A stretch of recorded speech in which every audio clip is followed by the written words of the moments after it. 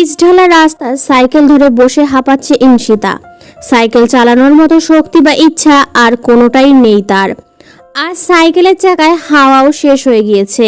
পাশের টং থেকে এক গ্লাস পানি চেয়ে ঢকঢক করে খেয়ে নিল। তপ্ত রোদের কারণে কপালে জমে থাকা ঘাম ওড়নার এক কোণা দিয়ে মুছে নিল সে। বড় বড় নিঃশ্বাস নিয়ে রাস্তার পাশের বেঞ্চে খানিকক্ষণ বিশ্রামের জন্য বসলো। তার মনে হচ্ছে এইমাত্র কোনো বাঘের খাঁচা থেকে পালিয়ে এসেছে। আসলেই তো সে এক হিংস্র মানুষের আস্তানা থেকে পালিয়ে এসেছে, সেটা বাঘের খাঁচা থেকে কম কিসে। ঘটনাটা ভাবলে গা শিউরে ওঠে তার। বিশ্রাম শেষে সাইকেলটা রেখেই এদিক ওদিক তাকিয়ে পা এগিয়ে নিল বাড়ির পথে। Mrs jasmine Chowdhury first aid box হাতে নিয়ে সিঁড়ি বেয়ে ছুটে চলেছে ছেলের রুমে। আলিশান এক রুমের মেঝেতে কাচের টুকরো ছড়িয়ে ছিটিয়ে আছে। দামি ফুলদানি, ড্রেসিং টেবিলের আয়না, কাচের টেবিল, শোপিস, ট্রপিস সব কিছু খণ্ডের শেষ দেখা মিলছে ঝকঝকে সাদা ফ্লোরে। সাথে টকটকে লাল রঙের তরল পদার্থ ভেসে বেড়াচ্ছে। আফজাল চৌধুরী নিজের ছেলেকে থামাতে গিয়েও পারছে না, কারণ সে ছেলের কাছে গেলে নিঘাত নিজের জন্মদাতা বাপকে আঘাত করতে একবারও ভাববে না সে। এই মাত্রই সে কি করেছে না করেছে কিছুরই হুঁশ নেই। যেই না টিভি আছাড় দিয়ে ভাঙবে সেই সময়ই সেই ছেলের বয়সী আর একজন ছেলে সাহস নিয়ে গিয়ে তাকে গিয়ে পেছন থেকে জড়িয়ে ধরে আটকে নিল আর বলতে লাগলো, ভাই প্লিজ থাম, তুই দেখ তোর হাত পা কেটে রক্ত বের হয়ে গেছে, তোর ইনফেকশন হয়ে যাবে, প্লিজ একটু থাম। তাও যেন থামার নাম নিচ্ছে না ছেলেটি। টিভিটা শেষ পর্যন্ত আছড়েই দিল। হাতের কাছে ভাঙার মতো আর কিছু না পাওয়ায় রাগটা যেন আরো বেড়ে গেল তার। জড়িয়ে ধরে থাকা ছেলেটির দিকে অগ্নিদৃষ্টিতে তাকাতেই ছেড়ে দিল সে। তারপর রাগে গজরাতে গজরাতে বিছানায় গিয়ে বসলো। বসেই বড় বড় নিঃশ্বাস ফেলতে লাগলো। পুরো রুম জুড়ে নিস্তব্ধতা। সেই নিস্তব্ধতার মধ্যেই ছেলেটি বড় বড় নিঃশ্বাস রুমকে এক ভয়ঙ্কর পরিবেশের পরিণত করেছে। মনে হচ্ছে কোনো সিংহ গজরাচ্ছে, আর রুমের অন্যান্য লোকেরা সেই সিংহের গুহায় ভয়ে না চাইতেও দাঁড়িয়ে আছে। ছেলেটির চোখ অসম্ভব রকমের লাল হয়ে রয়েছে। ফর্সা মুখটাও লাল বর্ণ ধারণ করেছে। ঘাড়ের রগ ফুলে উঠেছে। মুখ দিয়ে কিছু একটা বিড়বিড় করছে। বাম হাত দিয়ে নিজের চুল টেনে ধরে রেখেছে। মিসেস জেসমিন দৌড়ে গিয়ে ছেলেটির কাটা হাত ধরে ব্যান্ডেজ করতে নিলে ছেলেটি এক টানে হাত সরিয়ে নেয়। মিসেস চৌধুরী বলল, জেহের বাবা আমার, তুই বিশ্বাস কর দরজাটা আমরা কেউ খুলিনি। মেয়েটি কিভাবে পালালো সেটাও জানি না আমরা, হয়তো সে বারান্দা দিয়ে পালিয়েছে। জেহের গজরে ওঠে। সেট আপ মিসেস চৌধুরী, বারান্দার দরজা দিয়ে কখনোই পালানো সম্ভব নয়। বারান্দার নিচে গার্ডরা বলেছে যে বারান্দার বেয়ে কেউ নামেনি, সো আমাকে মিথ্যা বলার আগে ভেবে নেবেন। আর রুমে সিফা কিভাবে ঢুকলো, ও কেন ওই মেয়েটার জামা পরেছিল, আই অ্যাম ড্যাম শিওর কেউ ওকে পালাতে সাহায্য করেছে। আর ও পালিয়ে যাবেই বা কোথায়, সেই ফিরতে তো হবেই এই জেহের চৌধুরীর কাছেই। শেষের কথাটা জেহের বাঁকা হেসে দাঁতের দাঁত চেপে বলল। জেহেরের সমবয়সী ছেলেটা জিহাদ। জিহাদ গিয়ে মায়ের হাত থেকে ওষুধের বক্সটা নিয়ে জেহেরের হাত ব্যান্ডেজ করতে লাগলো। জেহের হাত সরাতে গিয়েও সরালো না। তার মাথায় ঘুরছে অন্য চিন্তা। কিছুক্ষণের মধ্যেই জেহের অনুভব করলো তার দু চোখের নিদ্রা ভর করছে। চোখ দুটো বন্ধ করে ঢলে পড়ল নিদ্রার রাজ্যে। জেহেরকে ঠিক মতো বিছানায় শুয়ে উঠে দাঁড়ালো জিহাদ। জেহেরের অজান্তেই সে ঘুমের ইঞ্জেকশন পুশ করে দিয়েছিল। মিসেস জেসমিন একটি দীর্ঘশ্বাস ফেললেন, যেই শ্বাসের মিশে আছে কষ্ট, বেদনা আর সন্তানের ভালোবাসা না পাওয়া হাহাকার। পরিচারিকাকে রুমটা পরিষ্কার করার দায়িত্ব দিয়ে রুম থেকে বেরিয়ে যাচ্ছিলেন, তখনই রুমে প্রবেশ করে শিফা। মিসেস জেসমিন এক পলক শিফার দিকে তাকিয়েই আচমকা চর বসিয়ে দিলেন তার গালে। ঘটনার আকস্মিকতায় আফজাল সহ জিহাদ দুজনেই চমকে উঠল। শিফা কিছু বলতে নিবে তার আগেই তাকে থামিয়ে মিসেস জেসমিন বলতে লাগলেন, ওই মেয়েটাকে পালাতে তুই সাহায্য করেছিলি, তাই না? আর ওর জামা পরে এমনভাবে সেজেছিলি যাতে জেহের তোমাকে ওই মেয়েটা মনে করে, তাই তো?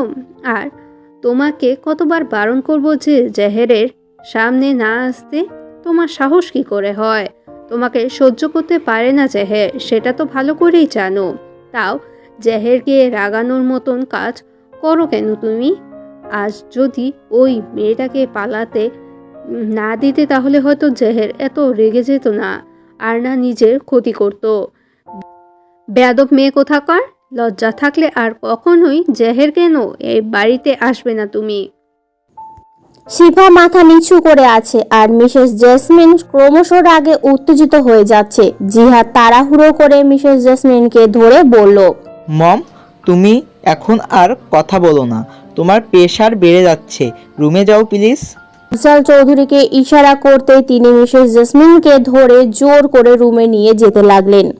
মিসেস জেসমিন আর আফজাল চোখের আড়াল হতেই শিফা রেগে তাকালো জিহাদের দিকে।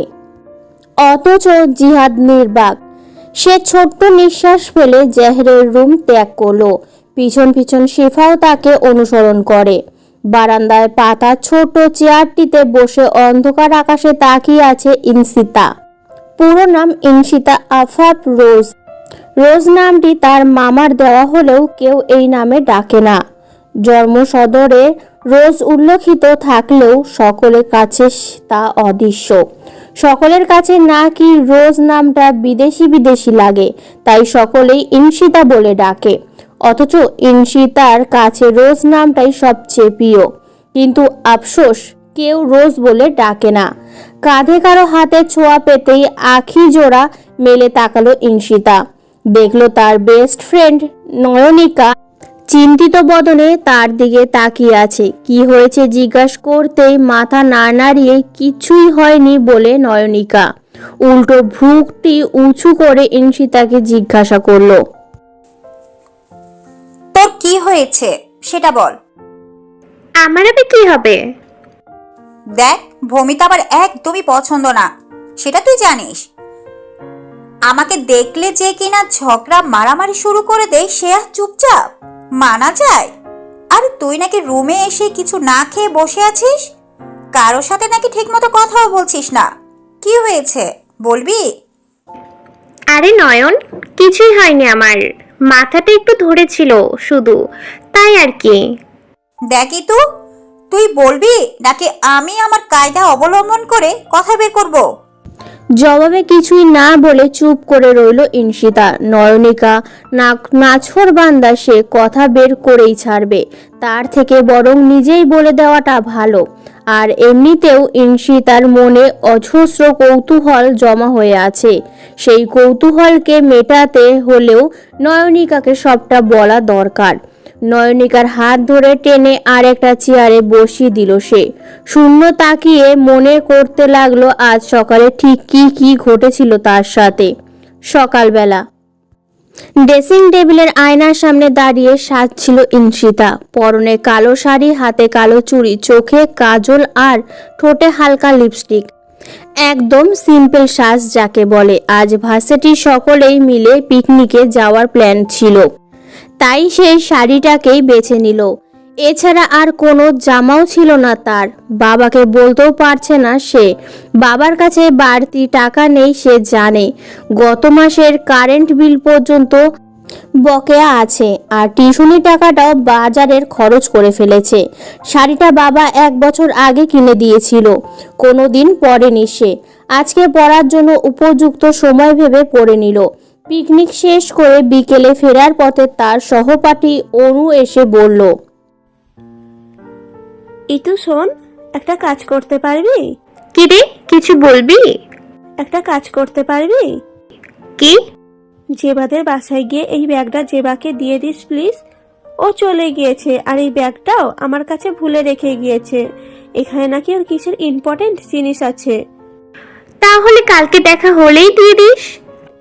আমিও ভেবেছিলাম, তবে জেবা এখন ফোন করে বলেছে ব্যাগটা ওদের বাসায় দিয়ে যেতে। আর আমি তো এখন অরুণের সাথে উল্টো পথে যাব, আর কাউকে পাচ্ছিও না। তাই তুই যদি একটু দিয়ে আসিস প্লিজ। অনুর মিনতি ভরা দৃষ্টি উপেক্ষা করতে পারল না ইনশিতা। আচ্ছা ঠিক আছে, দিয়ে আসবো, কিন্তু ওর বাসাটা কোন পথে? আমি তো আগে কখনো যাইনি। অনু জেবার বাসার অ্যাড্রেস বলে দিয়ে ব্যাগটা ইনশিতার হাতে ধরিয়ে কৃতজ্ঞতার গলায় বলল, অনেক অনেক অনেক ধন্যবাদ ঋতু। Mention not.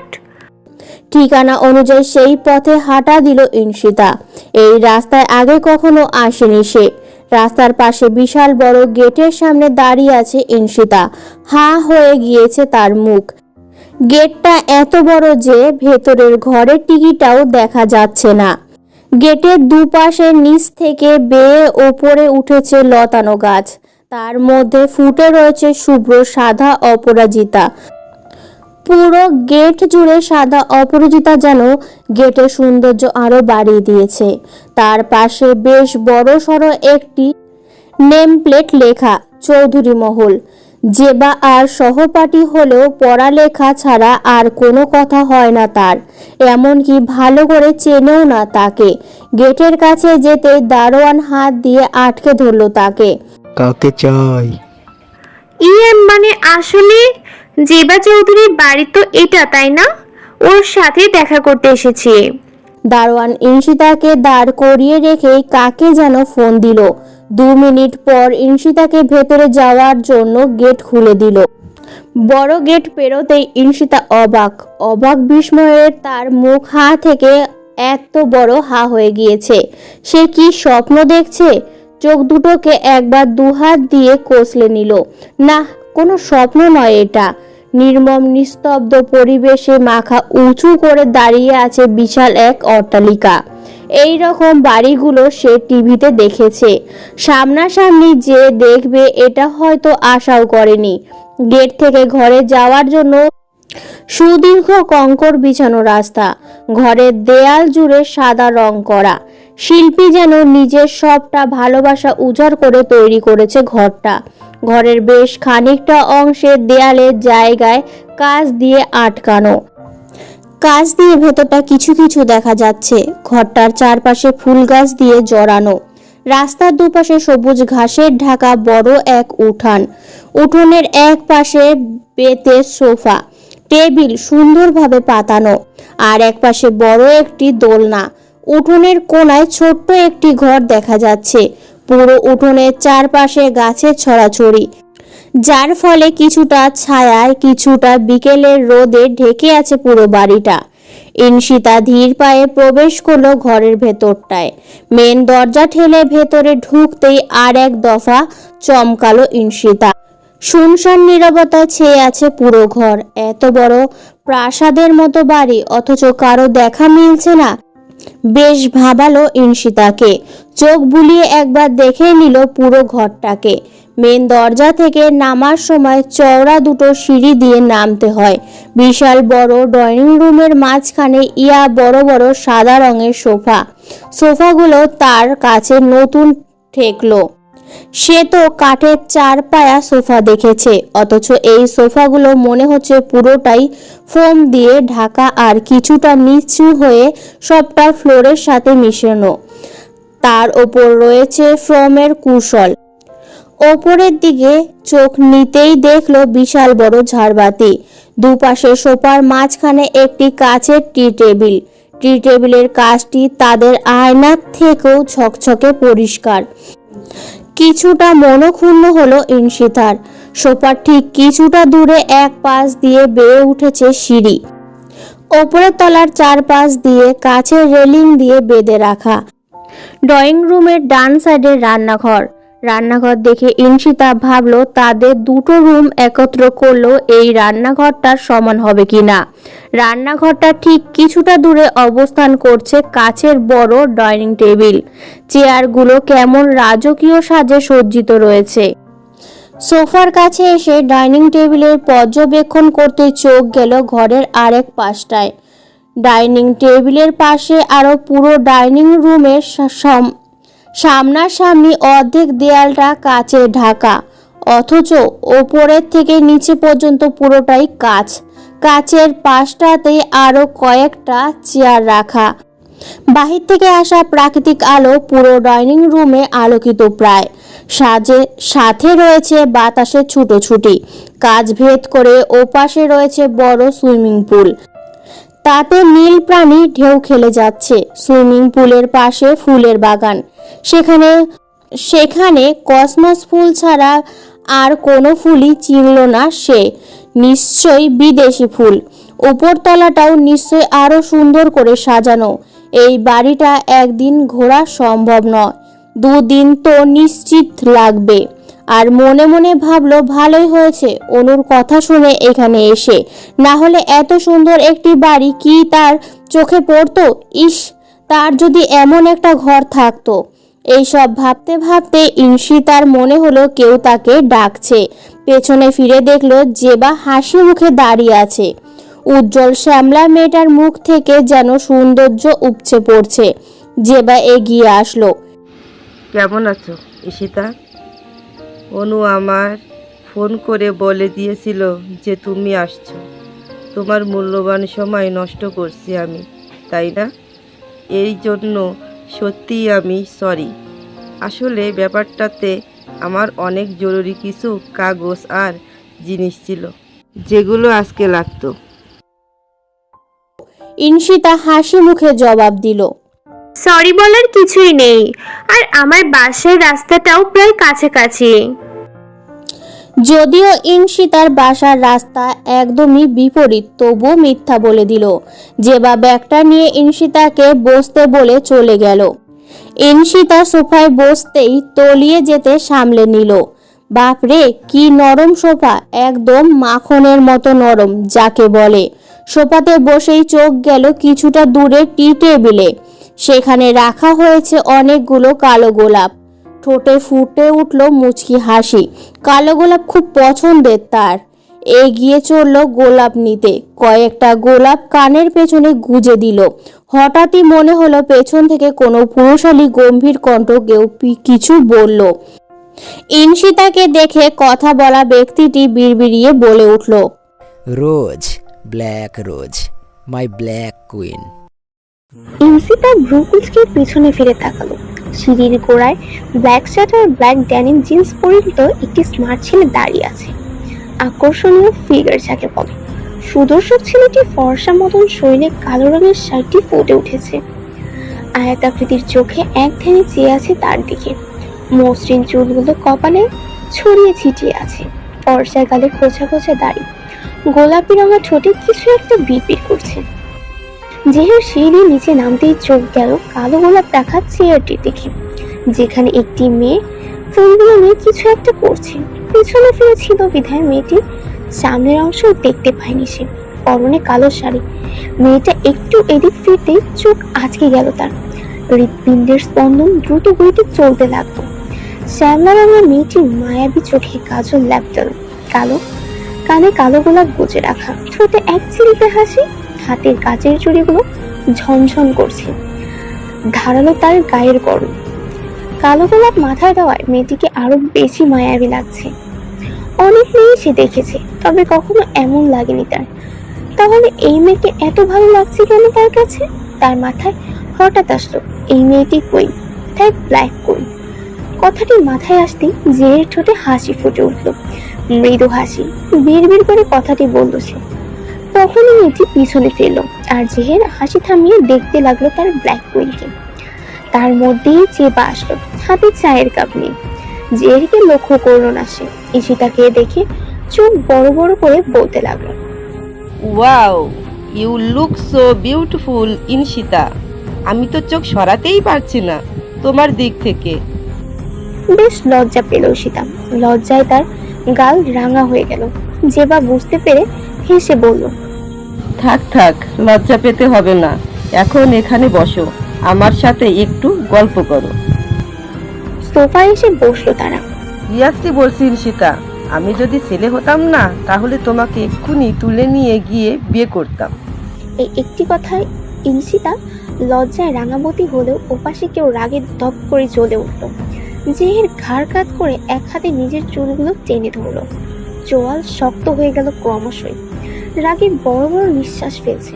সে ছাড়া অন্য কেউ তার ব্ল্যাক কুইনকে বিয়ের কথা কেন বলবে? হোক সে ছেলে বা মেয়ে।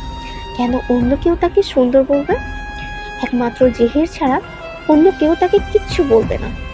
তার এই সুন্দর সাজ অন্য কেউ দেখবে না। না না, কেউ না, কেউ না। ইনসিতার হঠাৎ মনে হলো কেউ তাকে হাত ধরে টেনে দাঁড় করিয়ে দিয়েছে। হাত ধরা ব্যক্তির দিকে তাকাতেই চমকে উঠল সে। ঘাড় কাত করে লাল চোখ নিয়ে অগ্নি দৃষ্টিতে তাকিয়ে আছে জেহে। চোখ দিয়ে মনে হচ্ছে আগুনের লাভা বের হচ্ছে। এই ভয়ঙ্কর দৃষ্টিতে ইনসিয়ার অন্তরাত্মা কেঁপে উঠল। জেহের তার হাত ধরে টেনে নিয়ে যেতেই থেমে গেল। ঘাড় ঘুরিয়ে পিছনে ফিরে দেখলো জেবা ইনসিয়ার অপর হাত ধরে জিজ্ঞাসু দৃষ্টিতে তাকিয়ে আছে তার দিকে। জেবা জেহেরের এই রূপ দেখে ভয় পেলেও সাহস নিয়ে কাঁপা কাঁপা কণ্ঠে বলল, কি করছো জেহের ভাইয়া? তুমি ওকে কোথায় নিয়ে যাচ্ছ? ছেড়ে দাও ওকে, এখন বাসায় যাবে। রাগ আরো বেড়ে গেল জেহের। একে তো তার ব্ল্যাক কুইনের হাত ধরে রেখেছে, তার উপর তাকে ছেড়ে দিতে বলছে। সে ছাড়া তার ব্ল্যাক রোজকে কেন অন্য কেউ টাচ করবে? সে কেন ছাড়বে তার রোজকে? ও কোথাও যাবে না, শুধু তার কাছেই থাকবে। যে বা ইনসি তার হাত না ছাড়ায় জেহের আচমকা গরম চায়ের কাপ নিয়ে জেবের হাতে ঢেলে দিল। গরম চা হাতে পড়তেই মুহূর্তেই ইনসিয়ার হাত ছেড়ে চিৎকার দিয়ে উঠল জেবা। ইনসিয়াও এমন ঘটনায় হতবাক। ইনসিয়া জেহের হাত ছাড়া দিয়ে ছাড়িয়ে জেবার জন্য দৌড়ে পানি আনার জন্য যেতেই আবার নিজের হাতকে শক্ত হাতের মুঠায় আবিষ্কার করলো। ইতিমধ্যে জিবার চিৎকারে মিসেস জেসমিন, জিহাদ আর শিফা উপস্থিত হয়। জেবার এই অবস্থা দেখে জেসমিন তাড়াতাড়ি গিয়ে বরফ পানি নিয়ে আসলো। জিহাদও দৌড়ে ওষুধের বক্স নিয়ে আসতে গেল। ইনসিয়া জিহাদ আর শিফাকে খেয়াল করলো না। জেহের ইনসিয়ার হাত টেনে নিয়ে যেতে লাগলো। ইনসিয়া ভয়ে কান্না করে দিয়েছে। কি করছেন আপনি? হাত ছাড়ুন। ইনসিয়া কোনো কথাই জেহেরের কানে পৌঁছাচ্ছে না। মিসেস জেসমিন তা খেয়াল করলেন। জেহের, কি করছিস কি তুই? মেয়েটাকে নিয়ে কোথায় যাচ্ছিস? তার কথাতেও কর্ণপাত করলেন না জেহের। ইনসিয়া হাত ছাড়াতে চাইলে জেহের আরো শক্ত করে হাত চেপে ধরলো। এতে করে ইনসিয়ার কম দামি কাচের চুড়িগুলো ভেঙে গেল। ব্যথা আর ভয়ে কান্না করতে গিয়ে কথা বলতে বের হচ্ছে না। জেহের সিঁড়ি দিয়ে এক প্রকার টেনে হিঁচড়ে তার নিজের রুমে নিয়ে গিয়ে ইনসিয়াকে ঢুকে দরজা আটকে দিল। ইনসিয়া আরো বেশি ভয় পেয়ে গেল। না জানি জেহের এখন তার সাথে কি করবে। সর্বদা ছেলেদের থেকে 10 হাত দূরে থাকতো সে, আর আজ একটা বিশাল রুমে বন্দি, তাও একটা অচেনা ছেলের সাথে। ভয়ে হাত পা থরথর করে কাঁপতে লাগলো। যে কেউ দেখলে তাকে মির্কি রোগী ভেবে ভুল করবে। জেহের এগিয়ে এসে ইনসিয়ার দুবাহু ধরে ঝাঁকালো। এতক্ষণে ইনসিয়া খেয়াল করলো জেহেরের চোখের মনি কালচে নীল। এই প্রথম সে কারো নীল চোখের মনি দেখলো। জেহের হঠাৎ তাকে শক্ত করে জড়িয়ে ধরলো। হঠাৎ জড়িয়ে ধরা ইনসিয়া ভয়ে শক্ত হয়ে জমে গেল যেন। এই ছেলে পাগল নাকি? এমন আচরণ করছে কেন? একে তো জীবনেও দেখেনি সে, এই প্রথম দেখেছে।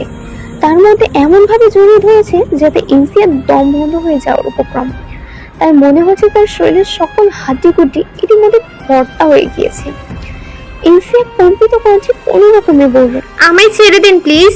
আমি আপনার কি ক্ষতি করেছি যে এভাবে জাতা কলের মতো পিষে মেরে ফেলছেন? ব্যথা লাগছে, ছাড়েন প্লিজ।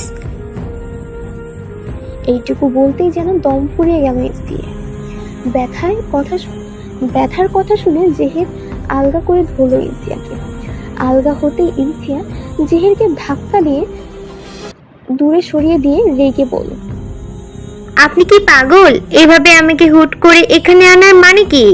আর জেবাকেই বা চা ছুঁড়ে মারলেন কেন? ও তোমাকে টাচ করেছিল, আর আমার কাছে তোমাকে আনার সময় আটকেও ছিল।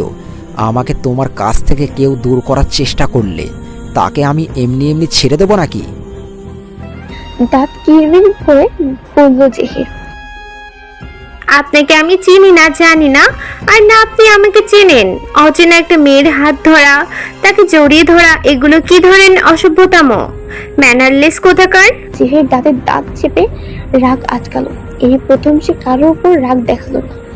বাকি সময় রাগ উঠলে কাউকে ছাড়ে না সে, এমনকি নিজের পিতা মাতাকেও না। সে তার রোজের ওপর রাগ দেখাবে না, একদমই না। তাকে ভালোবাসে সে, খুব খুব খুব ভালোবাসে। দেখুন, আমাকে যেতে হবে, বাবা মা অপেক্ষা করছে আমার জন্য, প্লিজ যেতে দিন আমায়। যাওয়ার কথা শুনে আবারও রাগ চাপলো জেহেরের মাথায়। তার রোজ তার কাছে থেকে চলে যাওয়ার কথা বলছে। না না, সে কিছুতেই যেতে দেবে না। কাঁপা কাঁপা স্বরে বলল, তুমি কোথাও যাবে না রোজ, আমার কাছে থাকবে সব সময়, আমার চোখের সামনে। এই কথাটা বারবার করে বলতে লাগলো সে, আর নিজের চুলের পেছনের দিকে টেনে বিড়বিড় করতে লাগলো। এদিকে ইনসিয়া হা হয়ে গিয়েছে। এই ছেলে কিভাবে জানলো তার নাম রোজ? এই নামে তাকে কেউ ডাকে না, আর না এখানকার কেউ জানে। কি বললেন আপনি? কি নামে ডাকলেন? অবাক শুনে জানতে চাইলো ইনসিয়া। রোজ, আমার ব্ল্যাক রোজ, তো তুমি শুধু আমার রোজ, আমার। কি যাতা বলছেন? আমি আপনার হতে যাব কেন? আর আমার নাম কি করে জানলেন? তোমার নাম মানে? রোজ আমার নাম। ইনসিয়ার কথা শুনে আবারও রাগ লাগলো জেহেরের। রোজ যদি ওর নাম হয়, তার মানে আরো অনেকে তাকে এই নামে ডাকে, আর এই নাম শুধুমাত্র জেহেরের দেওয়া।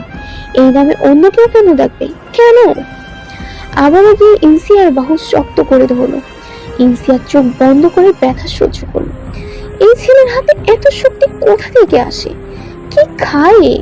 ইনসিয়ার কানে দাঁত কটমট করে শিশিয়ে বলল, তোমার নাম রোজ হলে এই নামে আরো অনেকেই ডাকে, তাই না?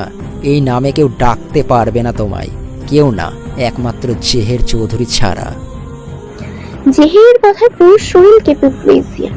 এমন ভয়ঙ্কর ভাবে কেউ কথা বলে, আর তার কথা তার নাম যার ইচ্ছা সে ডাকবে, একমাত্র এই ছেলে ডাকবে কেন তার নাম? আশ্চর্য। আর সে ভালোভাবেই বুঝে গিয়েছে এই জেহের ছেলেটা মানসিকভাবে অসুস্থ, সাইকো একটা, না হলে এমন আচরণ কোনো স্বাভাবিক মানুষ করতে পারে না। জেহের আবারও বলতে লাগলো, এখান থেকে যাওয়ার কথা চিরতরে ভুলে যাও রোজ, কোথাও যেতে পারবে না তুমি উইদাউট মাই পারমিশন। রোজ নামে ডাকা ইনসিয়া প্রথমে ভালো লাগলো। তার ইচ্ছে ছিল কেউ না কেউ যাতে তাকে রোজ বলে ডাকে। পর মুহূর্তে আগের আর পরের কথা শুনে রাগের সাথে ভয় জেগে ধরলো তাকে। সে কোথায় যাবে না যাবে সেটা এই বেয়াদব ছেলেকে কেন বলবে? তুমি বাধ্য রোজ, কারণ আমি তোমায় ভালোবাসি। I love you my black queen. Insia কানে ফিস ফিস করে বলল জেহে। ইনসিয়ার শরীরে ভয়ের একটা ঠান্ডা শিহরণ বয়ে গেল। আমি যেহেতু তোমাকে ভালোবাসি, সেহেতু তুমি আমায় ছেড়ে কোথাও যেতে পারবে না।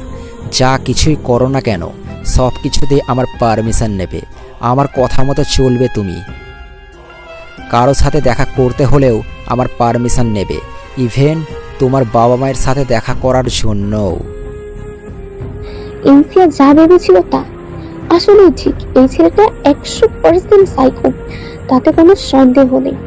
আর কেউ যদি কাউকে ভালোবাসে তাহলে সে সবসময় তো ভালোবাসার মানুষটার স্বাধীনতার কোনো বাধা দেয় না, উল্টো প্রায়োরিটি বেশি দেয়। অথচ এই ছেলেটা সম্পূর্ণ বিপরীত। এটা কোনো মতেই ভালোবাসে না, কিন্তু এখন এর থেকে কোনো মতেই জোর করে ছাড়া পাওয়া যাবে না, তাই বুদ্ধি দিয়ে সরতে হবে। কিছুটা দম ছেড়ে বলল, আচ্ছা আচ্ছা, বুঝেছি। এখন আমার খুব খিদে পেয়েছে, আপনি কি একটু খাবার ব্যবস্থা করতে পারবেন? জের অস্থির হয়ে বলল, তোমার খুব খিদে পেয়েছে তাই না? আমি এক্ষুনি খাবার পাঠাতে বলছি। না না, তোমার জন্য আমি নিজ হাতে খাবার বানিয়ে আনবো। তুমি এই খানটায় বসো রোজ, আমি না আসা পর্যন্ত এক পাও নড়বে না, একদমই না। বলেই রুমের বাইরে যেতে লাগলো। যেতে গিয়ে দেখে হঠাৎ পিছনে ফিরল। পিছনে ফিরতেই ইনসিয়ার মুখ চুপসে গেল। হঠাৎ কি মনে করে পিছনে ফিরল আবার। জেহের এসে দুহাতে ইনসিয়ার এইটুকুনি মুখটা ধরে কপালে চুমু খেয়ে চলে গেল। চলে যেতেই ইনসিয়া রেগে শাড়ির আঁচল দিয়ে কপালটা ঘষে ঘষে মুছতে নিল, যেন কপালে কালি দিয়ে কেউ মেখে দিয়েছে, আর সে সেটা ঘষে উঠাচ্ছে। ইনসিয়া দ্রুত করে দরজা খুলে পালিয়ে যেতে ধরলো। তখনই তার মনে হলো দরজাটা আটকানো। শিট! মাথার প্রাণে পানি ঢেলে দিল সাইকোটা। বারান্দা দিয়েও নামার কোনো উপায় নেই। নিচে কতগুলো গন্ডারের মতো গার্ড পাহারা দিচ্ছে, এখন কি করে পালাবে সে? ধুর, এসব ভাবছিল তখন দরজা খোলার ক্ষীণ শব্দ কানে এলো তার। দেখলো সেই জেহের ছেলেটি, তার সাথে একটি মেয়ে। জেহেরকে দেখে ভয় জেগে দৌড়লো আবার তাকে। তবে ইনসিয়া চরম অবাক হলো যখন দেখলো জেহের ছেলেটি চোখে চশমা আর পরনে অন্য কাপড়, আর চোখ মুখ একদম শান্ত। মেয়েটি ইনসিয়ার কাছে এসে তাকে এক সেট জামা দিয়ে বলল পাল্টে নিতে। ইনসিয়াও তাই করলো। ওয়াশরুমে গিয়ে কয়েক সেকেন্ড চেঞ্জ করে আসলো আর দেখলো মেয়েটি জেহেরের জিহাদ নামে ধরে ডাকছে। আশ্চর্য, এটা কি জেহের নয়? জেহের তো ইনসিয়াকে দেখে এত শান্ত থাকে না। সে জেহেরের মতো দেখতে ছেলেটিকে কিছু বলতে নিল। আপনি? তখন জিহাদ তাকে থামিয়ে বলল, আমি জানি এখন তোমার মনে প্রশ্ন চলছে, কিন্তু এখন কোনো প্রশ্নের উত্তর দেওয়ার সময় নেই। তুমি এই মুহূর্তে চলে যাও, ভাই যে কোনো মুহূর্তে চলে আসবে গো। এই ছেলেটির কণ্ঠ জেহেরের থেকে কিছুটা মাত্র ভিন্ন। জেহেরের কণ্ঠে গম্ভীরতা মেশানো, আর এই ছেলের কণ্ঠে রয়েছে চঞ্চলতা। চেহারা শান্ত হলেও কণ্ঠে প্রচুর চঞ্চলতা প্রকাশ পায়। আর জেহেরের চেহারাও যেন গম্ভীর, তেমন কথাবার্তা। তবে জেহেরকে গম্ভীর্যপূর্ণ চেহারাটাই বেশি মানিয়েছে। ইনসিতা কিছু না ভেবেই দরজা ডিঙিয়ে চলে যায়।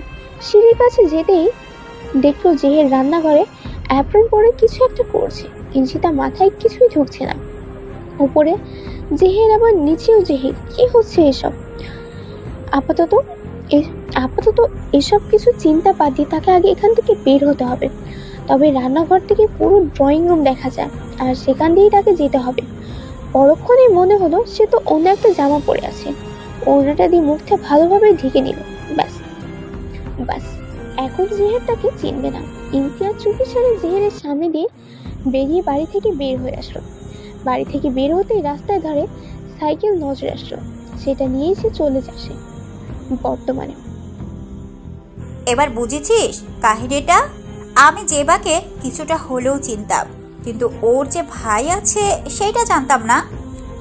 আর আমার কিন্তু তোর মতোই মনে হচ্ছে এই জেহের ছেলেটা আসলেই সাইকো, অস্বাভাবিক একটা ছেলে। এর নিশ্চয়ই কোনো সমস্যা আছে। পাগল হবে, আর পাগলের সাথে সংসার করলে লাইফ পুরো হেল হয়ে যাবে। আর কি মনে হয় জানিস, জেহেরের মতো দেখতে ছেলেটা বোধ হয় তার ভাইটাই হবে। হড়বড় করে বলল নয়নিকা। ইনসিতা অন্ধকারে আকাশের দৃষ্টি নিবন্ধন করে রেখেছে। হয়তো। একটা জিনিস বুঝলাম না আমি, জেহের ছেলেটা তোকে দেখেই হঠাৎ এমন করলো কেন? তোকে তো আগে কখনো দেখেনি, তাই না? আমি তো তাকে কখনোই দেখিনি, আর তিনি এমনটা কেন করলো সেটা আমি কি করে বলবো? ছোট্ট একটা দীর্ঘশ্বাস ছেড়ে নয়নিকা বলল, আসলেই তো, তুই বা কিভাবে বলবি? সাইকো তো, তাই মনে হয় তোর সৌন্দর্য দেখে মাথা আউলিয়া গেছে। ইনসিয়া নয়নিকাকে আলতো ধাক্কা দিয়ে হেসে বলল, দূর। আচ্ছা বাদ দে, এটা ক্ষণিকের দুঃস্বপ্ন ভেবে ভুলে যা। সেই রাতে আর এই বিষয় নিয়ে কোনো কথা হলো না তাদের মধ্যে। দুজনেই বারান্দায় বসে এটা সেটা নিয়ে বলল, হাসাহাসি করে রাত পার করলো। ভোর হতে এখনো বেশ খানিকটা দেরি। নিঝুম রাতে দূর থেকে কোনো এক নাম না জানা পাখির ডাক থেকেই কানে ভেসে আসছে। সকলেই ঘুমে আচ্ছন্ন, শুধু ঘুম নেই জিহাদ আর সিফা। ডিভানে বসে আছে জিহাদ, দুই হাত জোর করে থুতনির নিচে রেখে বাইরে তাকিয়ে আছে জিহাদ। শান্ত চোখের মনির দৃষ্টি আটকে আছে বারান্দায় গোলাপ ফুলের গাছটিতে। লাল গোলাপটিতে শিশির জমতে শুরু করেছে, আর শিফা আইস ব্যাগ মাথার পেছনে চেপে ধরে আছে। সিফা জিহাদের ফুফাতো বোন, কিছুদিন হলো এখানে এসে রয়েছে। এখানে আসার সবচেয়ে বড় কারণ হলো জেহের অস্বাভাবিক সেটা জেনেও জেহেরের পিছন পড়ে আছে, আর সেটা একটাই কারণ, টাকা। জেহের আর জিহার যমজ ভাই, কয়েক মিনিটের বড় ছোট শুধু। জেহের বড়, তাই জিহাদ ছোট। তবুও জাহেরকে জিহাদের ভাই বলে ডাকে। তাদের দেখে সকলেই তালগোল মিলিয়ে ফেলবে কে জাহের আর কে জিহাদ। তবে পরবর্তীতে জিহাদ আর জাহেরকে পার্থক্য করতে সহজ হয়ে যায়, কারণ জিহাদ চোখে চশমা পরে আর তার চোখের মণি কালো। অপরদিকে জাহের চশমা ব্যবহার করে না আর তার চোখের মণিও কালচে নীল। জিহাদের চোখ এমনকি চেহারাও সবসময় শান্ত হাস্যোজ্জ্বল থাকে, যার বিপরীত জাহের গম্ভীর। আর জাহেরের শান্ত চোখ দুটো দেখলে যে কেউ ভয় পেয়ে যাবে। তার চোখগুলো এমন ভয় পাওয়ার মতো, জাহের কারো সাথে মিশে না, কথা একদম বলে না, এমনকি হুহাস করেও না। যেই কথাটা ভালো লাগবে বা প্রয়োজনীয় মনে করে সেটারই উত্তর দেবে। এছাড়া অস্বাভাবিক আচরণ তো আছেই, যদিও এই তার অস্বাভাবিকতার পেছনে অনেক বড় একটা কারণ আছে। এর জন্য তাকে বিশেষ মেডিসিন দেওয়া হয়, তাও জাহেরের অজান্তে। অথচ দিন দিন তার অস্বাভাবিক আচরণ বাড়তেই থাকে। কথায় কথায় হুটহাট রেগে যায়, ভাঙচুর করে। জাহেরের এই অস্বাভাবিকতার কারণে আফজাল এবং জেসমিন ডক্টর দেখাতে চাইলে জাহের রাগে গিয়ে বাধা দেয়। সে কোনো ডক্টর দেখাতে চায় না, বাইরের কেউ তাকে বিভিন্ন প্রশ্ন করুক, মেডিসিন দিক, এগুলো একদমই অপছন্দ করে সে। শত চেষ্টার পরও ডক্টরের কাছে নিতে পারেনি তাকে।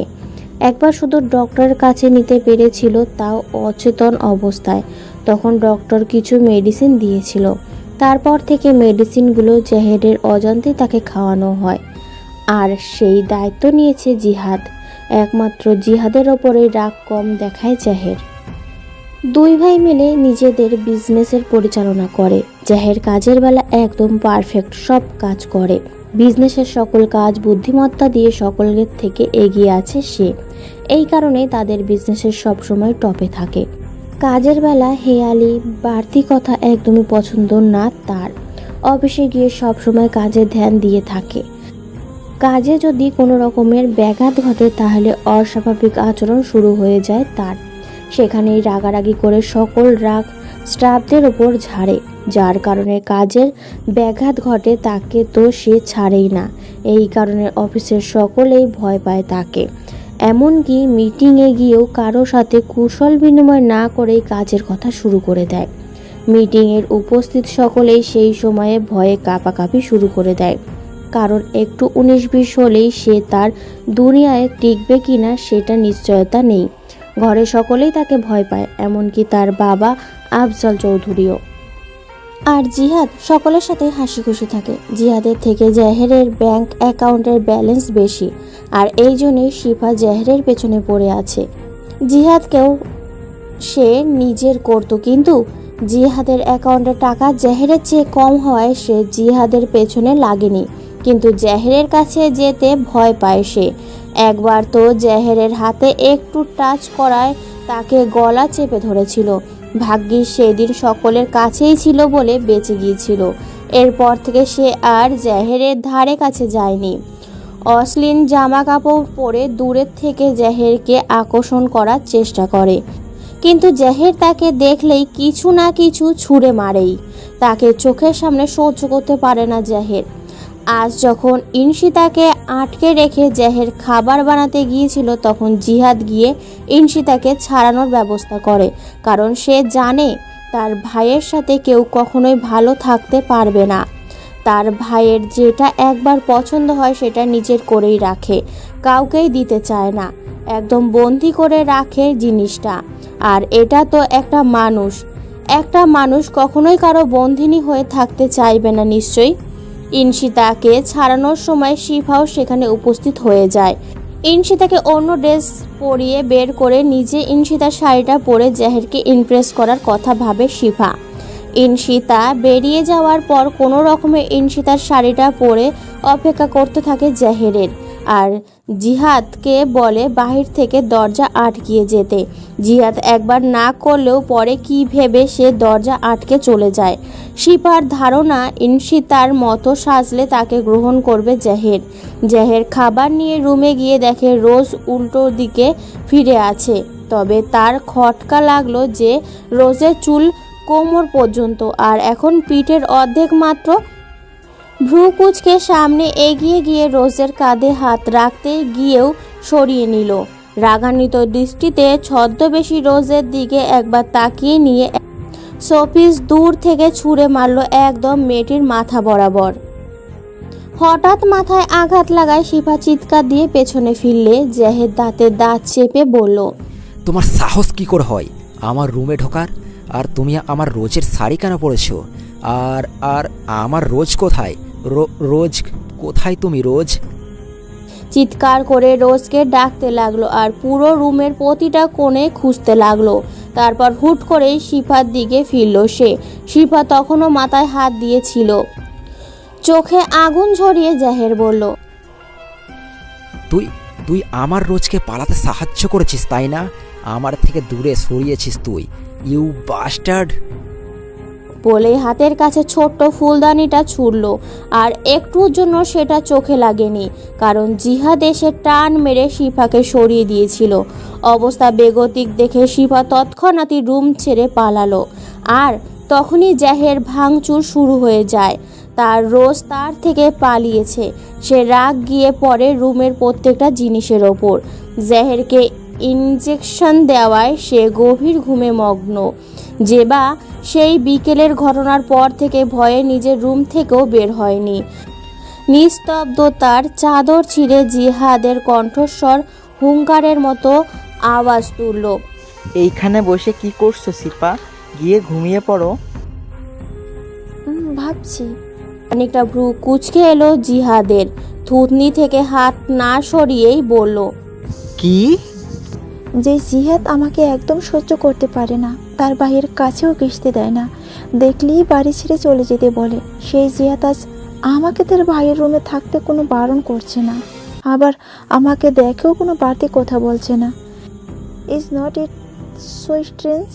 উত্তর না দিয়ে থুতনির থেকে হাত সরিয়ে কিছুটা গা এড়ানোর মতো করে বসলো জিহাদ। শান্ত দৃষ্টিতে একবার সিফার দিকে তাকিয়ে আবার সামনে তাকালো। অন্ধকারকে দূরে ঠেলে ভোরের সূর্য নিস্তব্ধ আলো ছড়িয়ে উদ্ধিত হয়েছে। নীল আকাশের লালচে আভায় ছেয়ে গেছে। কিছুক্ষণ পরে জাহেরের জ্ঞান ফিরবে। তখন কি হবে? এই মেয়েটার জীবন নরকে পরিণত হতে আর বেশি দেরি নেই। তার কপালে কি আছে একমাত্র সৃষ্টিকর্তা ছাড়া আর কেউ জানে না। হিংস্র জানোয়ারের গুহায় হয়তো তার ঠাঁই হবে শেষ পর্যন্ত। সকালে মিষ্টি রোদ ইনশিতার মুখে পড়তেই আড়মোড়া ভেঙে উঠে বসলো সে। পাশে ঘুমিয়ে আছে নয়নিকা, কেমন গুটিসুটি মেরে ঘুমাচ্ছে। মুচকি হেসে চাদর টেনে নয়নিকার গায়ে দিল। নিজের গায়ে চাদর সরিয়ে দিয়ে বেশ বড়সড় একটা হাই তুলে বারান্দায় গিয়ে দাঁড়ালো ইনশিতা। তারপর লম্বা একটা নিঃশ্বাস নিল। আজ তার কাছে বেশ ফুরফুরে লাগছে, মনে হচ্ছে হাওয়ায় উড়ে বেড়াচ্ছে। মনটাও কেমন ফ্রেশ ফ্রেশ লাগছে। কতদিন পর এত ভালো লাগছে জানা নেই তার। কালকের ঘটনাটাও হঠাৎ করেই মাথা থেকে বেরিয়ে গিয়েছে। রান্নাঘরে গিয়ে মায়ের সাহায্যে রুটি ভাজি তৈরি করে নিল। বাবা আর নয়নিকাকে ডেকে নাস্তা করাতে বসিয়ে দিল। নয়নিকা খেতে না চাইলে জোর করে বসিয়ে দিল ইনশিতা। ইনশিতার বাবা মিজান হোসেন বললেন, ইতুমা, তুই কি আজ ভার্সিটিতে যাবি? হ্যাঁ বাবা, যাব তো। তোর চাচিমা আজকে আসবেন বলেছিল, তিনি তোকে নিয়ে কয়েকদিন তার কাছে রাখতে চান। কিন্তু বাবা, আমি ওখানে গিয়ে থাকলে আমার ক্লাস মিস হয়ে যাবে। আর তোমাদেরকে দেখে রাখবে কে বলো? মায়ের বাতের ব্যথা বেড়ে যাচ্ছে, আর তোমারও তো ডায়াবেটিক্স বেড়ে গেছে তাই না? এখন আমি তোমাদের এই অবস্থায় রেখে কি করে থাকবো বলো? তার মাঝেই নয়নিকা রুটি ছিঁড়তে ছিঁড়তে বলল, আহ ইতু, আমি আছি না। আমাকে কি আঙ্কেল আন্টি নিজের মেয়ের মতো দেখে না? তুই যতদিন না আসছিস ততদিন আমি আঙ্কেল আন্টির খেয়াল রাখবো। তুই চিন্তা করিস না, নিজেকে একটু সময় দে। ভার্সিটির পর টিউশন, ঘরের কাজ, তোর বাবার দোকানের হিসেব, এগুলো নিয়েই তো থাকিস। খাটুনি তো আর কম করিস না। এবার একটু ঘুরে বেরিয়ে আয়। নয়নিকার কথায় মাইশা বেগমও সম্মতি দিলেন। হ্যাঁ রে মা, একটু ঘুরে বেরিয়ে আয়। তোর চাচির কাছে থাকলে তোর কোনো কিছুরই অভাব হবে না। তিনি তো তোকে অনেক ভালোবাসেন। আর আমাদের কথাও চিন্তা করিস না, নয়ন মা তো আছে, ওই সামলে নেবে।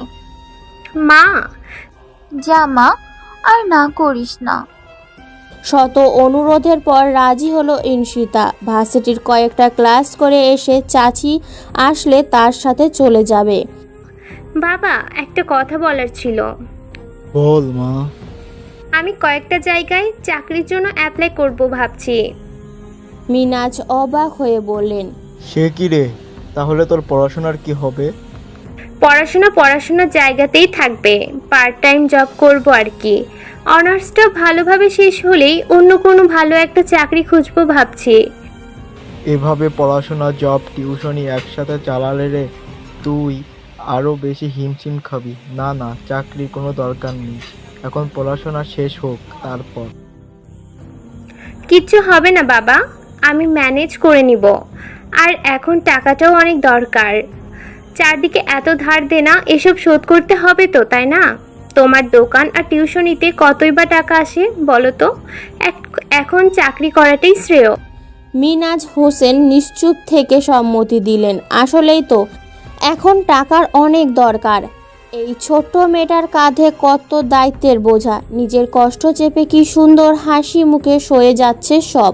তিনি নিজেও তো একটু সান্ত্বনা দিতে পারছেন না মেয়েকে। মেয়ের মুখ দেখলেই তার বুকটা হু হু করে কেঁদে ওঠে। তার মেয়ের জীবনে কি একটু সুখ আসবে না? কবে সে একটু চিন্তাবিহীন জীবন কাটাবে? ছোট একটা দীর্ঘ নিঃশ্বাস ফেললেন মিজান। ক্লাস শেষ করে বাড়ির পথে রওনা দেয় ইনশিতা আর নয়নিকা। বাবা একটু আগেই ফোন করে বলেছেন তার চাচিমা এসে গেছেন। ভার্সিটির রাস্তার মোড়ে আসতেই থমকে গেল ইনশিতা। চোখ দুটো বড় বড় হয়ে গেল, মনে হচ্ছে এক্ষুনি বেরিয়ে আসবে। কালকে ঘটনাটা আবার মাথাচাড়া দিয়ে উঠল তার।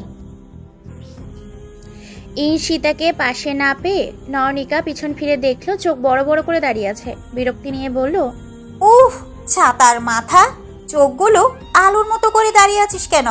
তাড়াতাড়ি চল বই, আমার ক্ষুধা লাগছে। তবুও কোনো নড়াচড়া হলো না ঈশিতার।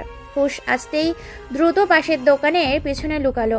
ঈশিতার কর্মকাণ্ডে অবাক না হয়ে পারল না নয়নিকা। এমন করছে কেন ইতু? কিছু জিজ্ঞেস করতে নিবে তার আগেই নয়নিকাকে টেনে দোকানের আড়ালে নিয়ে চুপ থাকতে ইশারা করলো ঈশিতা। ঈশিতার মুখ ঘেমে ঘাম ঝরছে। ফিসফিস করে বলল, আমি শেষ দোস্ত, আমি শেষ। আরে কি হয়েছে, এমন করতেছিস কেন? বলবি তো। ওই পাগলটা এদিকে এসেছে। আমি শেষ এবার না জানি কি করে। কোন পাগল? তোর সাথে আবার কে কি করবে? আরে তোকে কালকে বললাম না জেবার বাড়ির কথা, ওই জেহের পাগল ছেলেটার কথা। সেই জেহের এখন এখানে। কি করব আমি এখন? উনি যদি কিছু করে, আমাকে যদি আবার নিয়ে যায়। ঈশিতা ক্রমশ অস্থির হয়ে পড়ছে। নয়নিকাও এবার চোখ বড় বড় করে বলল, ওই সাইকোটা? দাঁড়া দাঁড়া, দেখে নে একবার। নিকা দোকানের পাশ থেকে বেরিয়ে এলো। নয়নিকাকে থামাতে যেও পারল না ঈশিতা। হাত পা কাঁপছে তার। এই পাগলটা এখানে কেন এসেছে? তার খোঁজে নয় তো? নয়নিকা রাস্তায় আসতেই দেখে ভার্সিটির গেটের ঠিক কিছুটা দূরে সাদা মার্সিডিজ গাড়ি দাঁড় করানো। তার সামনে দাঁড়িয়ে আছে সুঠাম দেহের অধিকারী একজন সুপুরুষ। মনে হচ্ছে এদিক ওদিক কাউকে খুঁজছে। নয়নিকা হা হয়ে আছে। এত সুন্দর একটা ছেলে কিনা পাগল, নাকি এটা সেই ছেলে? নয়নিকা ফিরে জোর করে ঈশিতাকে ধরে রাস্তায় আনলো। দোস্ত, এটাই সেই ছেলে? ঈশিতা দেখলো জেহেদ ছেলেটি এদিক ওদিক কাউকে খুঁজে আর মাথার পেছনে চুল টেনে ধরে বিড়বিড় করছে। মুখে বিরক্তি আর রাগের ছাপ স্পষ্ট। কি রে বল? আরে হ্যাঁ, এটাই সেটা। ছাড় আমারই কচু, দেখে ফেললে কেলেঙ্কারি হয়ে যাবে। নয়নিকা অবাক হয়ে বলে, আমার বিশ্বাস হয় না, এই ছেলে পাগল। ইয়ার, he is so sweet and handsome. ঈশিতার ইচ্ছে করছে এখনই নয়নিকার কোথাও চুবিয়ে মারে। এই ছেলেটা যতটা না সুন্দর ততটাই ভয়ঙ্কর, একেবারে ভয়ঙ্কর সুন্দর। সেটা যদি একবার নয়নিকা উপলব্ধি করতে পারত তাহলে শান্তি পেত ঈশিতা। নয়নিকা আবারও বলল, তুই কেন যে এই ছেলেটার থেকে পালালি রে? ইস, এমন সুইট কিউট ছেলেকে কেউ হাতছাড়া করে নাকি? তুই তোর সুইট টক ঝালকে দেখ, আমি গেলাম। ঈশিতা যেতে চাইলে নয়নিকা যেতে দেয় না, জোর করে আটকে রাখে। আর জেহেরে সৌন্দর্যের গুণগান গেয়ে চলছে। ঘুম থেকে উঠেই জেহের গোপনে ঈশিতার খোঁজ চালালো। সমস্ত তথ্য হাতে পেয়েই সে সবার আগে ভার্সিটি যাওয়ার সিদ্ধান্ত নিল। ভার্সিটি গিয়ে দেখলো সকল স্টুডেন্ট বেরিয়ে আসছে। অনেকক্ষণ খোঁজাখুঁজির পরও যখন পেল না, তখন তার রাগে মাথা ফেটে যাওয়ার উপক্রম। বিড়বিড় করে বারবার বলছে, আমার কাছ থেকে কোথাও পালাতে পারবে না রোজ। আমি মুক্তি না দিলে তুমি কখনোই মুক্তি পাবে না। তখন হঠাৎ চোখ যায় তার রাস্তার মোড়ে, যেখানে তার রোজকে দেখতে পায়, আর সাথে একজন মুখ খা করে থাকা মেয়েকে। রোজকে দেখা মাত্রই জেহেরের চোখে মুখে খুশির ঝিলিক দিয়ে ওঠে। কিন্তু সেই মুহূর্তটা উবে যাবে যখন দেখলো রোজের পাশের মেয়েটা তার রোজের হাত চেপে ধরে আছে। আরো বেশি রেগে যায় জেহের। তার রোজের হাত চেপে ধরার শাস্তি তো ওই মেয়েটাকে দিবেই, তবে আগে তার রোজকে নিজের কাছে নিয়ে আসতে হবে। সে এগিয়ে যায় তার রোজের দিকে। ঈশিতা আশঙ্কা লক্ষ্য করলো জেহের তার দিকে তাকিয়ে আছে, আর একটু পর এগিয়ে আসছে। বুকের ভিতর ভয় জেঁকে ধরছে। এখন কি করবে সে? কিছু না ভেবেই নয়নিকাকে ধাক্কা দিয়ে হাত ছাড়িয়ে নিয়ে দৌড় দেয়। ঈশিতাকে দৌড় যেতে দেখে আর সময় নষ্ট করে না জেহের। সেও সমান্তারে দৌড়ায়। তাকে যে করেই হোক তার রোজকে ধরে তার কাছে আনতে হবে, যে করেই হোক। একটা গলির মাঝখান দিয়ে ঈশিতা দৌড়াচ্ছিল। দৌড়াতে দৌড়াতে পেছনে লক্ষ্য করে দেখলো তার বেশ খানিকটা পেছনে জেহেরও দৌড়ে আসছে। আতকে উঠল ঈশিতা। জেহেরের দৌড়ের সাথে সে তো পারবে না, তার সে ভালো কোথাও লুকিয়ে পড়া। যেই ভাবা সেই কাজ। গলির একটা ঘরের মধ্যে লুকিয়ে পড়লো। চিপা চাপা গলির মধ্যে জেহেরের দৌড়েতে বেশ বেগ পেতে হলো। গলির মোড় পাল্টাতেই দেখলো তার রোজ কোথাও নেই। সামনে পেছনে সব জায়গায় দেখলো, তাও পেল না। তা না পেয়ে হিংস্র বাঘের মতো গর্জন করে উঠল। সামনে থাকা কাঠের ড্রামে জোরে একটা লাথি মেরে ভেঙে ফেললো। কপালের রগ ফুটে উঠেছে। গচাতে গচাতে চিৎকার করে বলল, এখন পালাতে পারলেও ভবিষ্যতে আর পারবে না রোজ। অল্প সময় আছে তোমার হাতে, যত পারো উড়ে নাও, তারপর আমার কাছেই বন্দি হয়ে থাকতে হবে তোমার। জেহেরের গর্জে ওঠা কণ্ঠে এমন কথা শুনে ঈশিতার ভয়ে বুক কেঁপে উঠল। এই জেহেরের হাতে একবার পড়লে তার পুরো জীবন নরক বানিয়ে দিবে। এখন কোনো রকমে বাসায় গিয়ে চাচিমার সাথে এই শহর ত্যাগ করলেই বাঁচবে সে, এর আগে নয়। জেহের চলে যাবার পর ঈশিতাও লুকিয়ে চলে আসে বাড়িতে। এসেই তাড়া দিতে থাকে চাচিমাকে। ঈশিতার বাবা তো অবাক। এই সকালেই তো মেয়েটা যেতে চাইছিল না, এখন আবার হঠাৎ করে যাওয়ার জন্য উঠে পড়ে লাগলো কেন? আর মেয়েটাকে দেখেও মনে হচ্ছে অনেক ভয় পেয়েছে। ঈশিতার মাথায় হাত রেখে বললেন, কিছু কি হয়েছে মা? চোখ মুখ এমন দেখাচ্ছে কেন? ঈশিতা হাসার চেষ্টা করে বলল, কিছুই হয়নি বাবা, কি কি নিব সেই চিন্তায় আছি, তাই হয়তো এমন দেখাচ্ছে। ঈশিতা মনে মনে বলল, আমি তোমাকে কিছুই বলতে পারবো না বাবা, ক্ষমা করে দিও। কালকের আর আজকের ঘটনা বললে তুমি অনেক টেনশন করবে, যা আমি চাই না। ঈশিতার বাবা আর কিছু বললেন না, তবে মনে খচখচ রয়েই গেল। চাচিমা তো ঈশিতাকে পেয়ে অনেক খুশি। নিজের মেয়ে নেই বলে ছোটবেলা থেকে ঈশিতাকেই মেয়ের মতো করে আদর করছে। চাচিমার সাথে রওনা হলো ঈশিতা। নয়নিকার সাথেও দেখাটা হলো না তার। দীর্ঘ 2 ঘন্টার পথ পাড়ি দিয়ে শেষ পর্যন্ত পৌঁছালো তারা। ঈশিতার চাচিমা উচ্চ মধ্যবিত্ত, কিছুটা বড়লোকও বলা চলে। একটাই ছেলে তার, ইঞ্জিনিয়ারিং পড়ছে, পাশাপাশি ছোটোখাটো চাকরিও করছে। টাকা পয়সা যদিও কমতি নেই, তার শখের বসে চাকরিটা করে। নাম রাফেদ। বাবা আর্মি থেকে রিটায়ার্ড হয়েছেন 4 বছর। ছিমছাম দোতলা একটা বাড়ি, নিচতলা ভাড়া দেওয়া। ঘরের ভেতরে সব কিছুই পরিপাটি করে গোছানো। ঈশিতাকে একটা রুমে থাকতে দেওয়া হলো। রফিদ বাসায় নেই, সন্ধ্যায় আসবে। ঈশিতা ফ্রেশ হয়ে বাবাকে ফোন করে কথা বলে নিল। নয়নিকাকে ফোন করতেই নাম্বার বন্ধ পেল। রাতে অনেকবার ফোন করে নিবে ভেবে ঘুমিয়ে পড়ল সে। বড্ড ক্লান্ত এখন। সন্ধ্যায় ঘুম ভাঙলো কারো চেঁচামেচির আওয়াজে। ঈশিতা ঘুম থেকে উঠে ডাইনিংয়ে যেতেই দেখতে পেল রাফিদ চিল্লাচিল্লি করছে। কারণ তার মা তাকে না বলে এতদূর পর্যন্ত কেন গিয়েছিল? রাফিদকে একটাবার ইনফর্ম করলেই তো পারতো। সেটা না করাতেই সে চিল্লাচিল্লি শুরু করে দিয়েছে। তার কাকিমা ব্যস্ত তাকে থামাতে। তোমাকে কতবার বলেছি কোথাও গেলে আমাকে বলবে, আমি নিয়ে যাব। একা একা কেন যেতে গেলে? কোনো বিপদ আপদ হলে? কিছু তো হয়নি তাই না? এখন থাম না বাবা।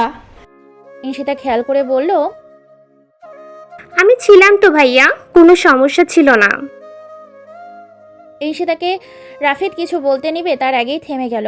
কিছুক্ষণের জন্য হার্টবিট মিস করলো সে। ঘুম জড়ানো কণ্ঠ, ঘুমো ঘুমো চোখ, ফোলা গাল, এলোমেলো চুলের ঈশিতাকে দেখে রাফিদের হৃদস্পন্দন থমকে যাওয়া প্রায়। কাঁধের জামাটা ঠিক করে নামালো, যার ফলে পুরো কাঁধ উন্মুক্ত হয়ে আছে। কানের লতি গরম হয়ে গেল রাফিদের, মাথা ঝিমঝিম করতে লাগলো। চাচির ডাকেই তার ঘোর কাটলো। এটা তো ঠিকই বলেছে, এখন রাগ করিস না তো, মাত্র এসেছিস, গিয়ে ফ্রেশ হয়ে আয়। আর তুইও তো কিছু না খেয়ে আসিস, এসে খেয়ে নে, আমি রান্নাঘরেই আসি। এই বলে চলে গেল হাসনা বেগম। ঈশিতা গিয়ে রাফিদের সাথে কুশল বিনিময় করলো। কেমন আছো ভাইয়া? আগে তো আমাদের বাসায় যেতে, আর এখন তো অমাবস্যার চাঁদ হয়ে গেছো। এরকম আরও অনেক কথা বলতে লাগলো ঈশিতা, আর রাফিদ মাথা নিচু করে হ্যাঁ করতে লাগলো। একটু পরেই ফ্রেশ হতে যাবে বলে দ্রুত চলে গেল। খানিকটা অবাক হলো ঈশিতা, তবুও কিছু বলল না। সকলে খাবার খেতে বসে পড়ে। খাবার মাঝেই ঈশিতার ফোন বেজে ওঠে। স্ক্রিনে তুহিন নামটা ভেসে উঠলে হাসি মুখে রিসিভ করে ঈশিতা। তুহিন নয়নিকার ভাই, ইন্টারে পড়ে। ওপাশ থেকে তুহিনের কথা শুনতেই মুখ কালো হয়ে গেল তার। আঁতকে উঠল ঈশিতা।